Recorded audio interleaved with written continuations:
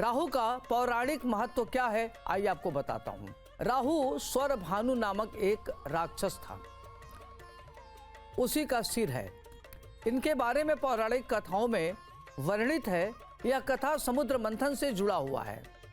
धोखे से स्वरभानु नामक राक्षस जो है देवताओं के बीच में बैठकर अमृत पान करने में सफल रहा, जिसके बाद उसे सूर्य और चंद्रदेव ने पहचान लिया और उन दोनों ने मोहिनी अवतार धारण किए भगवान विष्णु को बता दिया। इससे पहले कि अमृत पान उसके गले के नीचे उतरता, भगवान विष्णु जी ने सुदर्शन चक्र से उसका सिर काट दिया। सिर अलग हो जाने से उसका नाम राहु पड़ा और वो अमर हो चुका था। यही सिर राहु ग्रह बना और नीचे वाले भाग को केतु कहते हैं। राहु के प्रभाव को कैसे नियंत्रित करें? राहु के प्रभाव से बचने के लिए हमेशा व्यक्ति को अच्छा आचरण करना चाहिए, सत्य वचन बोलना चाहिए, सादगी से जीवन यापन करना चाहिए, भगवत भजन करना चाहिए। तो अपने अंदर जितना आप आस्तिकता रखेंगे, आध्यात्मिकता रखेंगे, अच्छे मार्ग पर चलेंगे, उतना ही राहु के कुप्रभाव से आप बच सकते हैं। आपको नियमित भगवत भजन करना चाहिए, मेडिटेशन करना चाहिए, योग की आदत डालें। यह मन को शांत रखने में सफल रहता है और राहु से उत्पन्न मानसिक अस्थिरता, उद्विग्नता को नियंत्रित करता है। राहु को शांत करने के लिए क्या करना चाहिए कि छाया वस्तुएं जैसे काला तेल, काले कपड़े, लोहा, सरसों का तेल इत्यादि का दान शनिवार को जरूर करना चाहिए। इससे यह लाभकारी सिद्ध होता है। राहु मंत्र का जाप करने से राहु का फल अच्छा मिलता है। ओम भ्राम भ्रीम भ्रौम सह राहवे नमः। इस मंत्र का नियमित आपको जप करना चाहिए। इससे राहु के प्रभाव का शमन होता है। राहु आपके लिए अनुकूल फल देने के लिए बाध्य होता है। ज्योतिष शास्त्र में राहु को मजबूत करने के लिए कुछ छोटे छोटे उपाय आइए आपको बताता हूँ। अगर इसको करते हैं तो राहु आपके जीवन में काफ़ी महत्वपूर्ण लाभ देगा और आपका मार्ग प्रशस्त करेगा। राहु को प्रभावित करने के लिए हमेशा चांदी के टुकड़े अपने पास रखना चाहिए। ऐसा माना जाता है कि ऐसा करने से राहु का शुभ प्रभाव आपके जीवन पर पड़ता है। राहु के दोष को दूर करने के लिए काले कुत्ते को रोटी खिलाना चाहिए, जो अति शुभ माना जाता है। ऐसा कहते हैं कि अगर आप इस तरह का कार्य करते हैं तो राहु का शुभ फल आपको मिलता है। इसके साथ ही साथ आपके जीवन पर सकारात्मक प्रभाव पड़ता है। आप अपने उद्देश्य को पूर्ति करने में सफल रहते हैं।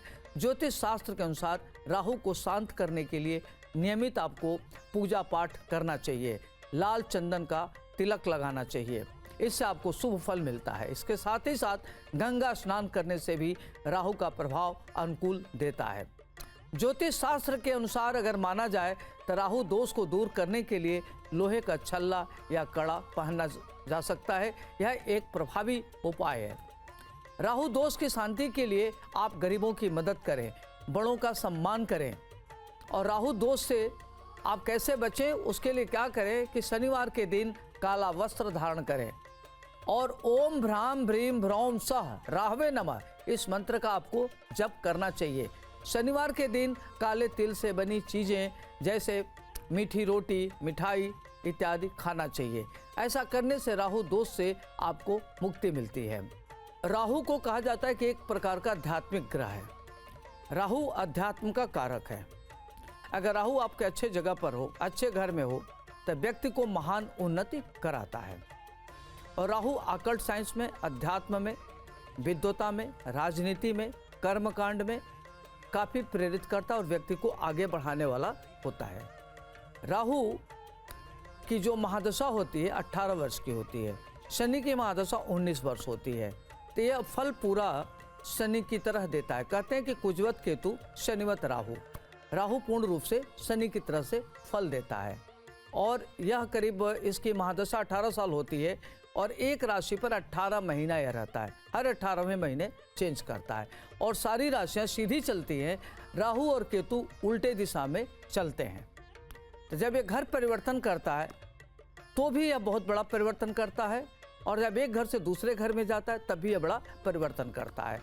और जब राहु की दशा, महादशा, अंतरदशा, प्रत्यंतर दशा आती है तो अगर अच्छे ग्रह के साथ हो तो बहुत ही प्रभावी फल देने वाला होता है। अगर वह अच्छे घर के साथ नहीं है तो वह बहुत ही खराब फल देता है, व्यक्ति को मानसिक पीड़ा देता है, उद्विग्नता देता है, मन को अशांत कर देता है।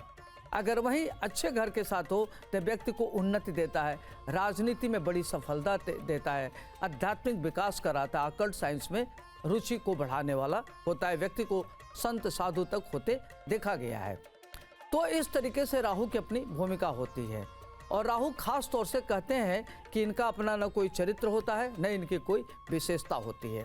यह जिस घर में बैठते हैं उसी की फल को प्रभावित करते हैं। जैसे मान लीजिए कि लग्न में धनु राशि है, तो यहाँ यह बृहस्पति की तरफ से फल को देगा।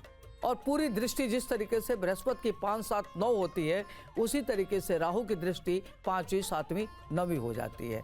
तो अगर लग्न में राहु बैठ जाए अगर अच्छे घर में, तो व्यक्ति बहुत महत्वाकांक्षी होता है, अपने महत्वाकांक्षाओं को कार्य रूप में परिणत करने वाला होता है। व्यक्ति राजनीतिज्ञ होता है, कूटनीतिज्ञ होता है और अपने उद्देश्य में सफल रहता है, राजनीतिक महत्वाकांक्षा पूर्ण करने में सफल रहता है। यह शासन में उच्च पद दिलाने में सफलता दिलाता है और व्यक्ति को महान उन्नत कराने में इसकी अहम भूमिका होती है। तो ये अपने महादशा दशा में अगर अच्छी जगह बैठता हो तो व्यक्ति को सरकारी उच्च पद, राजनीतिक लाभ, जुआ से लाभ, अन्य क्षेत्र से लाभ काफ़ी ये देने में सफल होता है। राहु की दृष्टि 7वें भाव पर पड़ने से व्यक्ति की दाम्पत्य जीवन में दिक्कत आती है, उतार चढ़ाव का होता है, मैरिड लाइफ उसकी डिस्टर्ब हो जाती है। अगर राहु किसी जैसे चंद्रमा के साथ है, सूर्य के साथ है, तो देखा जाए तो क्या होता है कि व्यक्ति को राहु इल्यूजन पैदा करता है, भ्रम पैदा करता है। राहु का काम है भ्रम पैदा करना। तो व्यक्ति को इतना ओवर कॉन्फिडेंस पे बना देता है या अंडर कॉन्फिडेंस पे देता है, या तो आदमी अपने को अंडर एस्टिमेट करता है या तो ओवर एस्टिमेट करता है। दोनों खतरनाक है। अंडर एस्टिमेट करना भी आपके लिए ठीक नहीं है और अपने को ओवर एस्टिमेट भी करना ठीक नहीं है। तो दोनों परिस्थिति में व्यक्ति का नुकसान पहुँचाता है। और अगर यह पॉजिटिव है तो आदमी को गुणात्मक फल देकर के व्यक्ति को महान उन्नत कराने में सफलता देता है। तो खास तौर से जब राहु लग्न में हो, सूर्य के साथ हो, तो व्यक्ति का मन उद्विग्न होता है, तनाव से युक्त होता है, व्यक्ति विवादों में फंस जाता है और अनेक प्रकार के कुमार्ग पर चलने वाला होता है। वहीं अगर राहु अगर चतुर्थ भाव में बैठा हो तो व्यक्ति को राजनीतिक सफलता दिलाता है, भूमि भवन खरीदने में व्यक्ति को सफलता दिलाता है, महान उन्नत कराता है और माता के स्वास्थ्य थोड़ा प्रभावित रहता है, भूमि भवन नौकरी इत्यादि का सुख देता है। वहीं अगर सप्तम भाव में राहु बैठ जाए तो व्यक्ति की दाम्पत्य जीवन को खराब कर देता है, कटुता पैदा करता है। अगर वही राहु 10वें भाव में बैठा हो तो व्यक्ति को राजनीति के सर्वोच्च शिखर पर बैठाता है, व्यक्ति राजनीति में बड़े पद पर जाता है और 18 साल उसकी जो राहु की महादशा होती है राजनीति के लिए बहुत महत्वपूर्ण होता है। ऐसे व्यक्ति महान उन्नत करने वाला होता है, राजनीति में बड़े पदों पर पहुंचने वाला, तो कैबिनेट मंत्री होता है, काफ़ी बड़े पदों पर विराजमान होता है। व्यक्ति बहुत कूटनीतिज्ञ होता है, माता पिता का भक्त होता है और अपने माता पिता के नाम को रोशन करने वाला होता है। तो 10वें भाव में राहु की भूमिका अगर अच्छे ग्रह के साथ है तो बहुत ही अच्छा फल देता है। अगर वहीं सूर्य या चंद्रमा के साथ बैठ जाए और सूर्य अगर मान लो उच्च का है और वहीं राहु बैठ जाए तो व्यक्ति को असफलता दिलाता है, सफल नहीं बनने देता, उसकी भावनाओं को डिरेल करता है, उसको गलत सोहबत में ले जाता है, गलत रास्ते पर ले जाता है और व्यक्ति कई बार बहुत हाई लेवल के ऊपर पहुंच जाता है लेकिन वह फंस जाता है। तो देखा जाए तो राहु और केतु की स्थिति बड़ी अच्छी होती है और अच्छे ग्रहों के साथ साथ उसका प्रभाव अच्छा देखने को मिलता है, खराब ग्रहों के साथ उसका प्रभाव खराब मिलता है। और जब भी इसके अपनी दशा महादशा आती है में बहुत अच्छा फल देने वाला होता है। आज के लिए इतना ही, मुझे दीजिए इजाजत। आपका दिन शुभ हो, मंगलमय हो। नमस्कार।